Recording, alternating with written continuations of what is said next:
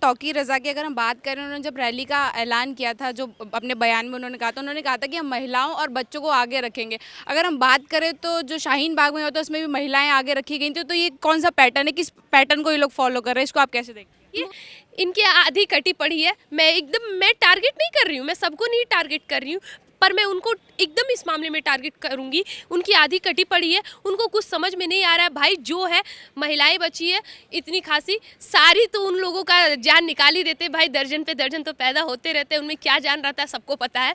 निकलती हैं वो लोग मोर्चा लेके, शाहीन बाग में यहाँ पे निकली। और उनको देखिए तो टैग किसका दिया जाता है, शाहीन बाग की शेरनियाँ, ठीक है। और अभी जो इन्होंने बात करी महिला को आगे करेंगे, समझ सकते हैं भाई, अब महिला को आगे करना पड़ेगा। वो ये सोच रहे हैं ना कि बुलडोजर चल रहा है, हमें चिन्हित किया जा रहा है, हमें लाठी मारी जा रही है, जेल में बंद किया जा रहा है। महिलाओं के साथ ऐसा नहीं होगा।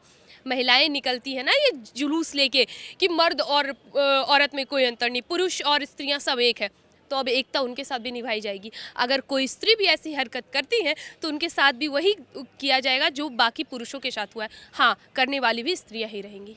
अगर तौकीर रज़ा की अगर हम बात करें, उन्होंने ऐसा कहा है कि नुपुर शर्मा को लेकर उन्होंने ऐसा बयान दिया है कि उन्होंने कहा है कि नुपुर शर्मा के लिए जो बेस्ट जगह है वो जेल है। आने वाले समय में बीजेपी और संघ वाले उनको मरवा सकते हैं, इसको आप कैसे देखते हैं? देखिए, इन्होंने ना एक बार और बयान दिया था कि जब भारत और पाकिस्तान का बंटवारा हुआ था ना, वो हिंदुओं का सोचा समझा साजिश था, आरएसएस वालों ने करवाया था, ठीक है, हिंदू राष्ट्र करवाने के लिए। उनका क्या है ना, वो उनका तथ्य क्या है, वो बोलना क्या चाहते हैं, उन्हें खुद समझ नहीं आता। आप नुपुर शर्मा की बात कर रहे हैं, नुपुर शर्मा ने, मैं अभी भी यही कहूँगी, नुपुर शर्मा ने कोई गलती नहीं की। आप अपना कुरान खोलो, हम गीता में लिखा हुआ, महाभारत में लिखा हुआ, रामायण में लिखा हुआ, हम सब कुछ स्वीकार करते हैं। तो आपके अगर कुरान में, हदीस में कुछ लिखा है तो आप उसको स्वीकार करने में इतनी क्यों फटती है आपकी? सोचने वाली बात है। नुपुर शर्मा ने क्या गलत कहा भाई? जो कुरान में लिखा सिर्फ आपने उसे दोहराया गया, पर आप क्या कर रहे थे? ये तौकीर रज़ा की बात हो रही है। इन्होंने कहा कि अगर आप ज्ञानवापी में शिवलिंग है तो इस तरह की शिवलिंग तो हर कस्बे और हर जिले में है। कितनी घिन्नात्मक टिप्पणी थी हमारे शिवलिंग पे, हमारे आराध्य पे, जिनको हम पूजते हैं। उनकी पत्थर की क्या अहमियत है। सावन में हम लोग उन पे दूध चढ़ाते हैं, और यहाँ पे लोगों को देखो ना, ये कहते हैं ना कि दूध चढ़ाते, वो दूध किसी को दे दिया करे। उनको तो साइंटिफिक रीज़न तक नहीं पता है कि सावन में ही शिव जी पर दूध क्यों चढ़ाया जाता है। शिव जी हर वक्त विष पी के ही हम लोगों की जान बचाते आए हैं। हमारा सनातनी धर्म समझना इतना आसान नहीं है, और ऐसे नेता के लिए तो बिल्कुल भी आसान नहीं है। ये महिलाओं को आगे करेंगे, बच्चे को आगे करेंगे, और तो और अब नुपुर शर्मा पे टल गए। तो भाई आपको जैसे बयान देने दीजिए, अब आपका भी समय आ रहा है। यासीन मलिक को कभी यही लगता था कि वो इस देश का है और यहाँ के प्रधानमंत्री से दोस्ताना चल रही है उसकी, तो अब चलेगी। ऐसा हुआ नहीं हुआ, बाल खींच के पकड़ के लाए गए हैं। अब इनकी भी कहीं वही स्थिति बनने वाली है। अगर रैली की बात करें, उन्होंने कहा है कि हम रैली करेंगे वो जुम्मे की नमाज के बाद करे जाएंगे। और अगर हम पिछली कुछ बातें देखें, जो कारनामे हुए हैं वो भी जुम्मे की रैली के बाद ही हुए हैं, जुम्मे की नमाज के बाद हुए हैं। आखिरकार क्या है, जुम्मे की नमाज के बाद ऐसा क्यों होता है, और जो भी प्लानिंग की जाती है नमाज के बाद ही करने की क्यों जाती है, इसके पीछे क्या एजेंडा हो सकता है? देखिए, आपने देखा होगा हमेशा ये लोग कहते हैं हमारी आस्था नहीं है। भाई, हमारे हिंदू धर्म की आस्था को कितना चकनाचूर किया गया है, इसका बच्चा बच्चा गवाही है। हम लोग जब पूजा करके मंदिर से निकलते हैं ना, तो बाहर में जितने भी लोग होते हैं ना, उनको प्रसादियाँ खिलाते हैं, प्रसादियाँ देते हैं, ठीक है। और ये लोग जब बाहर निकलते हैं ना, तो पत्थर लेके निकलते हैं। इनका एक एजेंडा बन चुका है, भाई हमारा धर्म भी बचेगा, इस्लाम इस देश में फैलाओ, बच्चे पैदा करो, जनसंख्या बढ़ाओ, इस देश को खतरे में छोड़ो, इस देश को जलाओ, इस देश के सभी हिंदुओं को मारो, काफिरों को मारो, ये सब करो, और उसके बाद इस देश पे शासन करो। इन लोगों का इनको देश से कुछ मतलब नहीं है। इनको, आप लोग को लग रहा होगा कि भाई सारे मुसलमान एक जैसे नहीं है, हम भी ये मानते हैं, पर कुछ अच्छे मुसलमानों की वजह से ना ये सब बैठ के खाएं, ये भी अब सही नहीं है। यही हो रहा है हमारे देश में। कलाम और अब्दुल हामिद जैसे लोगों के नाम पे ये लोग खा रहे हैं, ठीक है। एक साइड आप कहते हैं कि भाई हमारा मुगलों से कोई वास्ता नहीं, दूसरी साइड आप मस्जिदों के लिए लड़ रहे हैं। कितनी मस्जिद है, और मस्जिद को कौन कौन बनवाया है? और जहाँ आपकी मस्जिद है, क्या हमारे वहाँ पहले मंदिर नहीं थे? इतिहास गवाह है। हाँ, भले एनसीईआरटी आपने गलत पढ़ाई हो, गलत हमें पढ़ाया जा रहा हो, पर हमें पता है ना, जिस तरह आपको पता है कि आपका इतिहास क्या है, हमें पता है हमारा इतिहास क्या है। और हाँ, उस इतिहास में इतना पता है कि आपका कोई इतिहास नहीं है।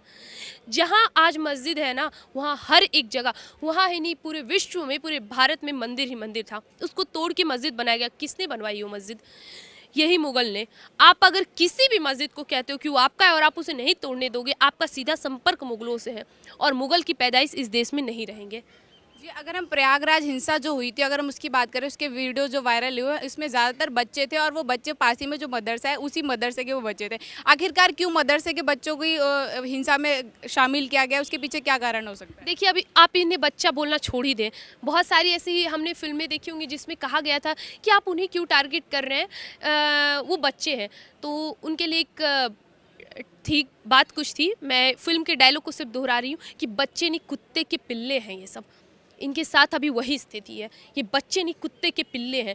ये अब मैं गाली दे दूंगी तो भाई आप केस करोगे, मैं तो सच्चाई कह रही हूँ, मैं तो सच्चाई कह रही हूँ ना। यहाँ हमारे गुरुकुल में जब बच्चे पढ़ने जाते हैं तो वहाँ से विद्या वेद वेदांग पढ़ के आते हैं, और आपके बच्चे जब मदरसा पढ़ने जाते हैं तो वहाँ से बहुत बड़े बड़े आतंकवादी बन के रखते हैं। अब ओवैसी का बयान था कि इस देश में हर कोई पंचर, हर मुसलमान पंचर नहीं बनेगा, अब कलाम जैसा बनेगा। तो भाई कलाम ने पढ़ाई लिखाई करके अपनी विद्या का उपयोग करा है हर एक चीज़ तरह। ऐसा नहीं कि इस देश के सारे मुसलमान अनपढ़ है।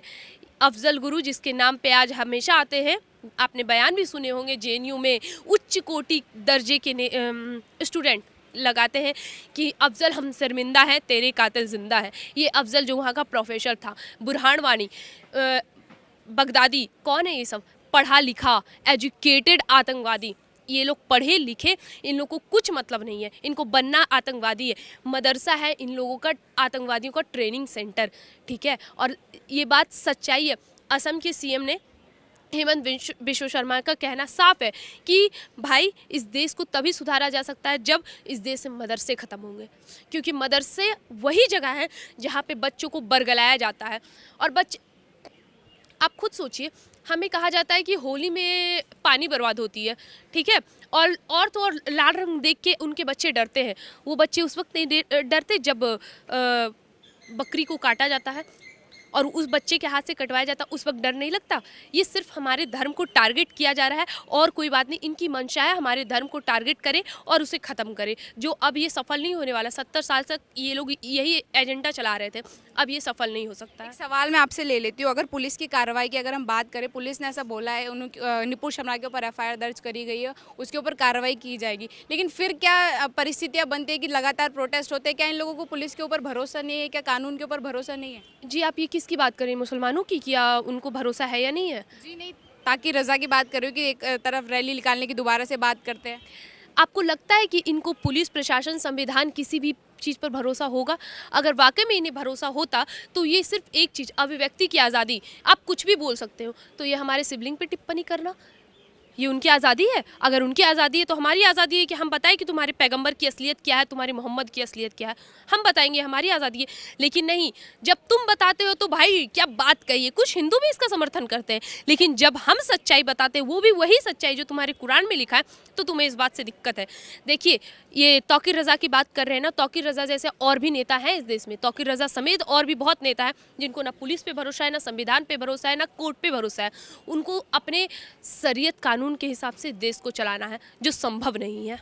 जी, नुपुर शर्मा का जब से बयान वायरल हुआ है, उन पे जो भी बवाल हुआ है उनके बयान को लेकर, उनको ऐसी धमकियां मिलती है जान से मार दिया जाए, उनको नचनिया बुला करके नचवाया जाएगा और उनको गंदी गंदी गालियाँ दी जाती है। क्या एक महिला के लिए इन शब्दों का प्रयोग करना, पुलिस अपनी कार्रवाई कर रही है उसके बाद भी लोग ऐसा कर रहे हैं, इसके पीछे क्या कारण है? आप महिला का सम्मान करना, किससे आप भरोसा कर रही हैं कि वो इंसान महिला का सम्मान करेंगे जो खुद में, जिनको ये नहीं पता कि घर में जो मौजूद है वो कौन सी बहन उसकी कौन सी बीबी जान बन जाएगी, उसको नहीं पता। कौन सी बेटी जान कौन सी उसकी बीबी जान बन जाएगी, उसे नहीं पता।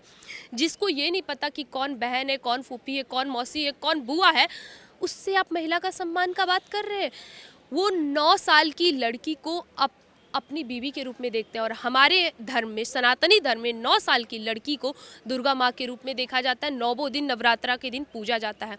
ये फ़र्क है सनातनी और एक मुस्लिम में। वैसे मुसलमान में जो अभी, और आप वैसे मुसलमान से कभी भी ये उम्मीद मत रखना कि वो महिला का सम्मान करेंगे, नुपुर शर्मा का सम्मान करेंगे। उनसे ये उम्मीद रखना हम लोगों की बेवकूफ़ी होगी। ऐसी गिनात्मक, ना जाने ऐसे और भी कई तरीके के बयान वो दे चुके हैं।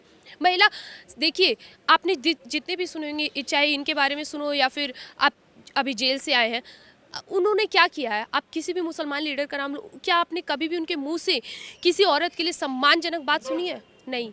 उनका एक ही एजेंडा है, किसी भी तरह सबकी धार्मिक, सबकी नहीं, हिंदुओं की धार्मिक स्थिति को खराब किया जाए, उनके धार्मिक मंदिरों को तोड़ा जाए, उनके धर्म पर बात उठाया जाए, और तो और महिलाओं का सम्मान, माफ़ करिएगा, ये उनके कर्म में नहीं है, उनके किताब में भी नहीं है। वो हमारे किताब में, हमसे पूछिए कि हमारे यहाँ के सनातनियों के पुरुष से पूछिए कि स्त्रियों का सम्मान कैसे किया जाता है।